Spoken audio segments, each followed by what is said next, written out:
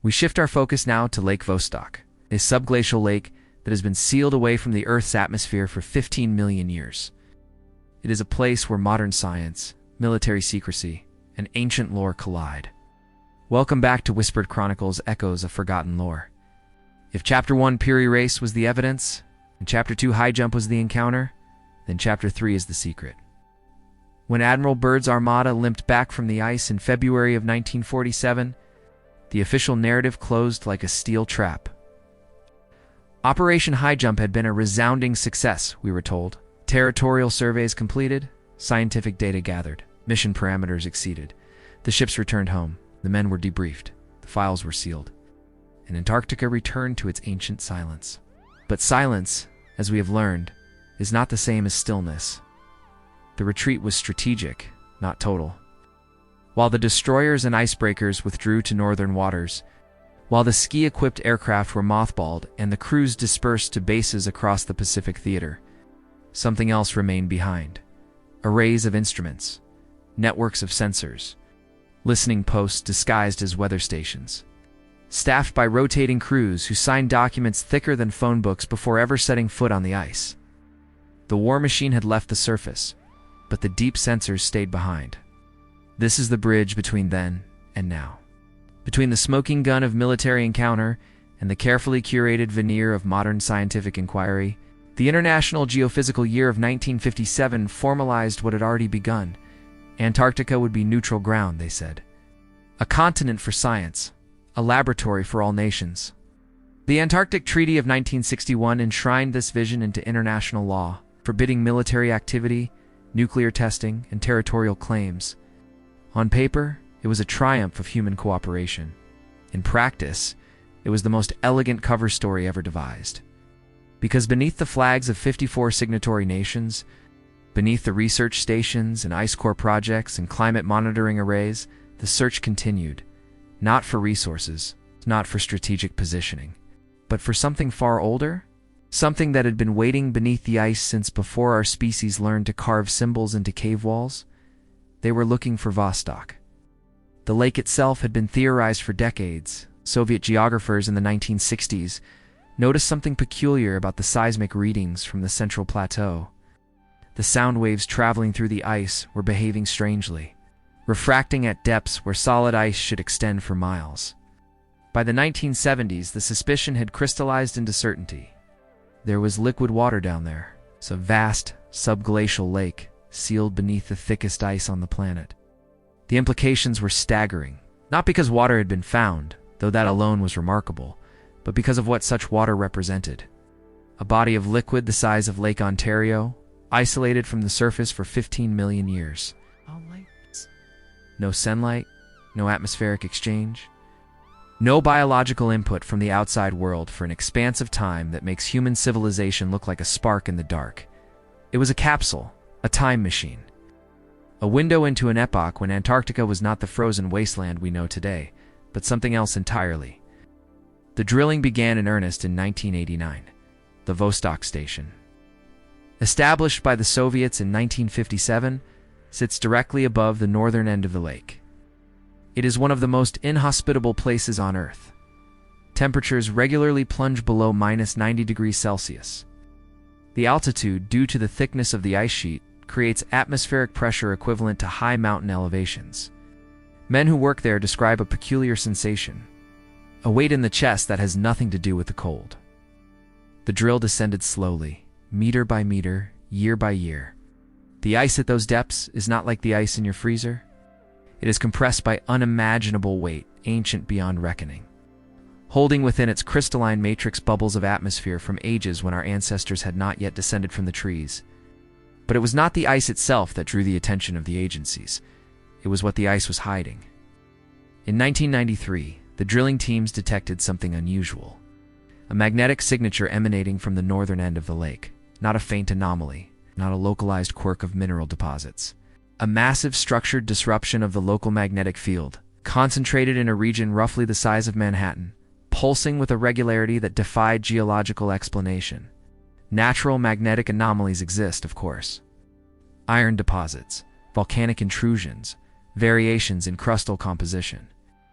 But those are static features, or they shift over geological timescales. They do not pulse. They do not emit frequencies that can be measured in cycles per hour.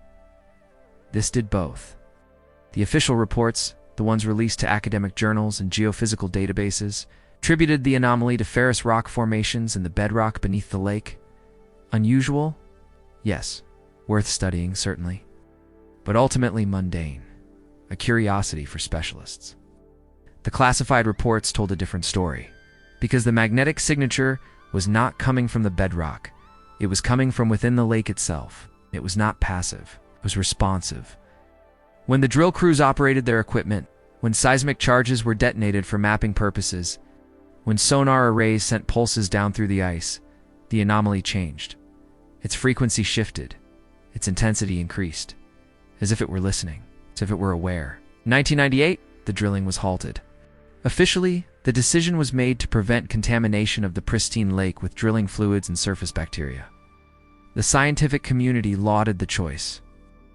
Preserving Vostok's untouched ecosystem became a rallying cry for environmental stewardship in extreme conditions. But contamination was not the concern. Concern was what might come up. Because by 1998, the samples had already been retrieved. Not from the lake itself, not yet, but from the ice immediately above it. The accretion ice, formed as lake water, froze to the underside of the glacier over millions of years. This ice carried traces of the lake's contents, microscopic fragments of whatever lived down there.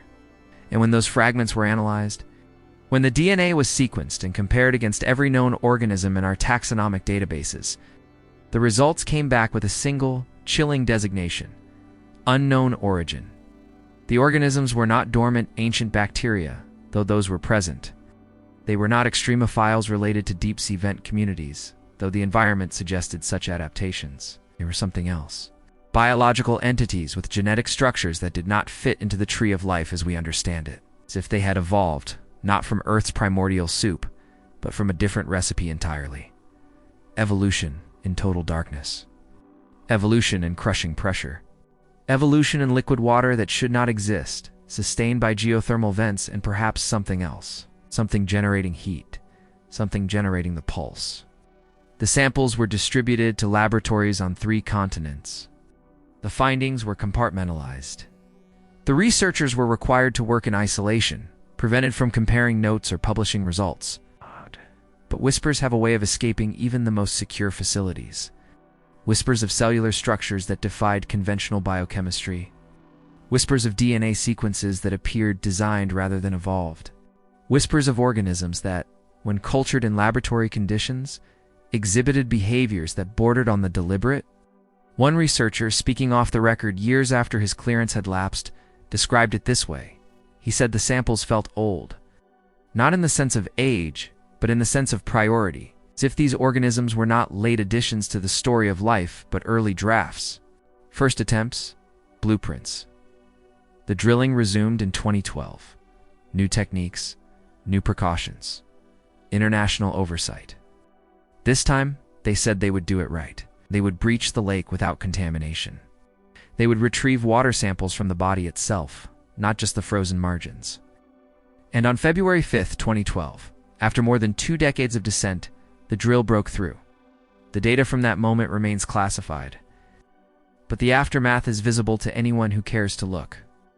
Within 6 months, research teams from 14 nations had established operations at or near Vostok Station. Equipment was flown in that had nothing to do with climate science: ground-penetrating radar arrays, submersible drones, electromagnetic sensors of a sophistication normally reserved for submarine warfare, and the visitors began to arrive. This is perhaps the strangest element of the Vostok story, the high-profile pilgrimage. The roster of names that have made the journey to the ice in the last decade reads like a guest list for a summit of global power. In 2016, Patriarch Kirill of Moscow, the head of the Russian Orthodox Church, traveled to Antarctica. The official reason given was to bless the research stations and hold services for the personnel. But Kirill did not simply visit the coastal bases. He traveled inland to Vostok. In the same year, former U.S. Secretary of State John Kerry made an unprecedented trip to Antarctica during the final weeks of the presidential election. He was the highest-ranking American official to ever visit the continent while in office. The stated purpose was to observe the effects of climate change, but his itinerary included a stop at McMurdo Station, followed by a flight to the Amundsen-Scott South Pole Station, and then a curious gap in the public record, hours unaccounted for. In 2017, Buzz Aldrin, the second man to walk on the moon, was evacuated from Antarctica after falling ill during a private expedition. Before his medical emergency, he tweeted a single photograph, a pyramid-shaped mountain rising from the ice, with the caption, "We are all in danger. It is evil itself." The tweet was deleted within hours. Aldrin later claimed his account had been hacked, though no investigation was ever made public. Prince Harry of the British royal family, the King of Spain, officials from the Chinese Ministry of State Security, religious leaders from multiple faiths, entrepreneurs with more wealth than some nations, all of them drawn to the most desolate, inhospitable, and remote location on Earth. Why? The official explanations vary. Climate awareness, scientific curiosity, personal challenge. But these are people for whom every movement is calculated, every appearance scripted. They do not travel to Antarctica on a whim. They do not endure the cold and isolation and logistical nightmare unless something there demands their attention, unless they have been summoned. Because Vostok is not just a lake anymore, it is a threshold. And something on the other side has begun to make itself known. The magnetic pulse has intensified. Seismic monitors record rhythmic vibrations emanating from the northern end of the lake. Patterns too regular to be tectonic, too structured to be random. Some researchers have described it as a heartbeat. Others more cautiously call it a mechanism. In 2019, a joint Russian-French team deployed an autonomous submersible into the lake through a narrow borehole. The probe was equipped with cameras, sonar, and sample collection tools. It transmitted data for 6 hours as it descended through the water column, mapping the contours of the lakebed, analyzing the chemistry of the water, searching for the source of the anomaly. And then, at a depth of 400 meters, the signal stopped. Not gradually, not with static or interference. It simply ceased, as if the probe had been switched off or silenced. Recovery was impossible. The borehole was too narrow, the conditions too extreme. The submersible is still down there, somewhere in the black water. Its final transmissions locked in encrypted files that have never been released. But in the hours before it went dark, it sent back images, grainy, distorted by pressure and cold, but unmistakable. Structures, not rock formations, not ice shelves. Structures with geometry, edges, symmetry, rising from the lakebed like the drowned spires of a city that should not exist. This is where the story curves back to its beginning, to the Piri Reis map, to the coastline of Antarctica, rendered in impossible detail centuries before the continent was officially discovered. The map was not simply a chart of land, it was a marker, a message left by those who knew what lay beneath the ice. The ancient architects, the civilization that built when the world was young, when the great year was turning through its long cycle, and Antarctica was not a frozen waste, but a verdant expanse. They built there because it was remote, because it would be forgotten. Because when the climate shifted and the ice came, their constructions would be sealed away, preserved in a crystalline tomb until the wheel turned again.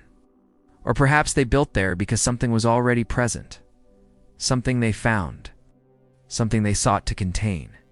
The great year, that vast precession of the equinoxes that takes 26,000 years to complete, is not merely an astronomical curiosity, it is a clock. It's in every 12,000 years when the dial swings to its opposite pole, the Earth convulses.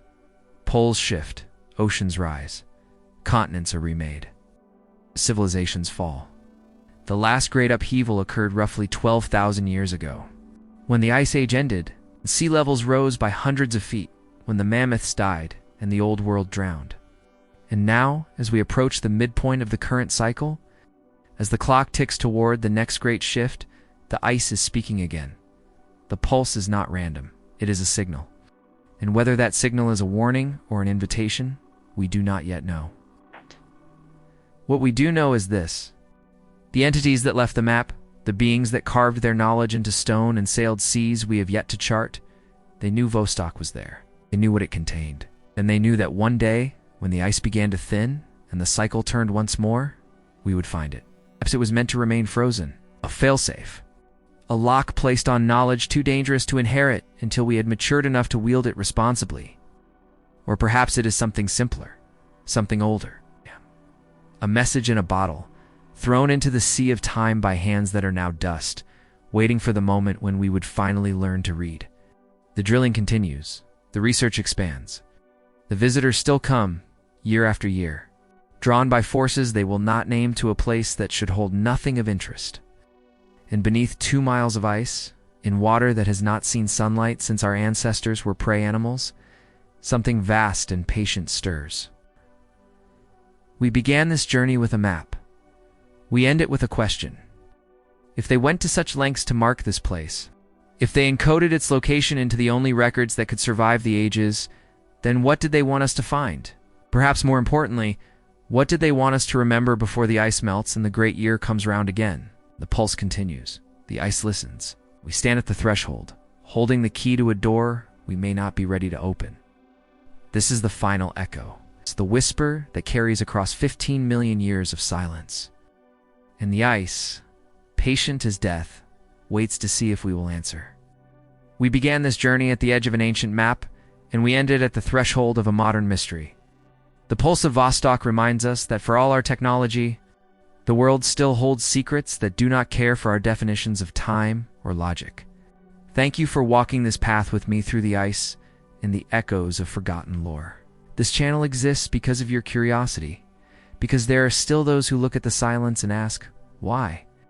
If you felt the resonance of these stories, I invite you to subscribe and join our chronicle. Your presence here is the thread that keeps these histories alive. If you enjoyed this journey into the deep, please leave a thought below. I read every word. But for now, the cycle turns, and we must return to the light. Thank you for watching Whispered Chronicles, Echoes of Forgotten Lore. Until the next echo finds us, take care of yourselves and stay safe.